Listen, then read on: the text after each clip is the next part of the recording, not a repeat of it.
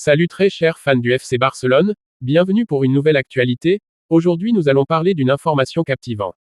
Nous allons comprendre pourquoi l'approche du match contre le Celta Vigo a marqué un tournant dans la préparation de l'équipe dirigée par Hansi Flick. De l'autre côté, nous allons vous dire pourquoi la victoire du FC Barcelone face au Celta Vigo n'a pas suffi à masquer les failles défensives de l'équipe. Mais avant tout, nous vous remercions pour l'attention que vous accordez à cette chaîne. Nous vous invitons à vous abonner, à liker et à partager, sans oublier de laisser votre avis dans les commentaires.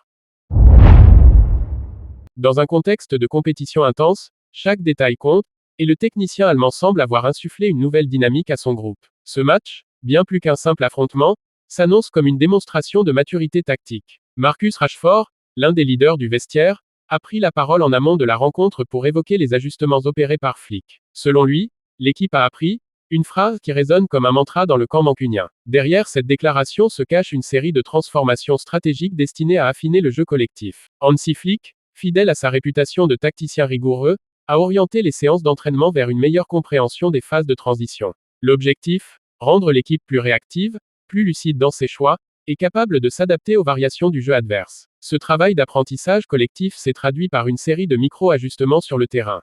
L'un des changements les plus marquants concerne le pressing. Flick a demandé à ses joueurs de ne plus déclencher la pression de manière systématique, mais de temporiser, d'attendre le bon moment pour intervenir. Cette approche vise à piéger les relances adverses, en particulier celles du Celta, connues pour leur verticalité rapide. Sur le plan défensif, le repositionnement du bloc a été au cœur des discussions.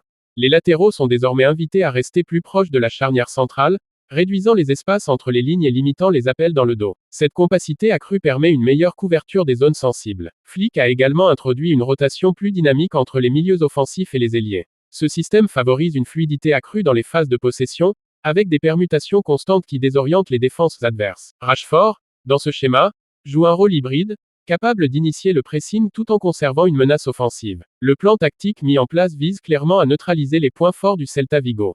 Leur capacité à créer des surnombres dans les couloirs et à accélérer le jeu en transition est bien connue. Flick a donc mis l'accent sur la lecture des trajectoires et la gestion des duels dans les zones latérales. Les statistiques internes viennent appuyer cette évolution. Depuis l'introduction des nouveaux principes, l'équipe a amélioré de 18% sa récupération haute du ballon. Ce chiffre, bien qu'indicatif, témoigne d'une montée en puissance dans l'exécution du pressing coordonné. Les entraînements ont été marqués par des séquences répétées, centrées sur les automatismes entre les milieux et les attaquants. L'objectif est clair, fluidifier les transitions offensives, éviter les ruptures de rythme, et maximiser les opportunités de déséquilibre. Flick n'a pas hésité à tenir des réunions individuelles avec ses cadres, dont Rashford, pour affiner les rôles. Cette personnalisation du discours tactique permet à chaque joueur de mieux comprendre ses responsabilités et de s'approprier le plan de jeu. La motivation collective est palpable. Le discours du coach avant le match a mis l'accent sur la progression. Ce n'est pas juste un match, c'est une démonstration de ce que nous avons appris, aurait-il confié à ses joueurs. Une manière de transformer la pression en moteur de performance. Ce match contre le Celta est vu comme un test grandeur nature. Une victoire ne serait pas seulement synonyme de 3 points, mais validerait les choix de Flick et renforcerait la confiance du groupe dans cette nouvelle approche. Enfin, au-delà du résultat, cette rencontre incarne une dynamique nouvelle. Si les ajustements portent leurs fruits, ils pourraient devenir la base du système Flick pour le reste de la saison. Une évolution qui, selon Rashford, montre que l'équipe est prête à franchir un cap.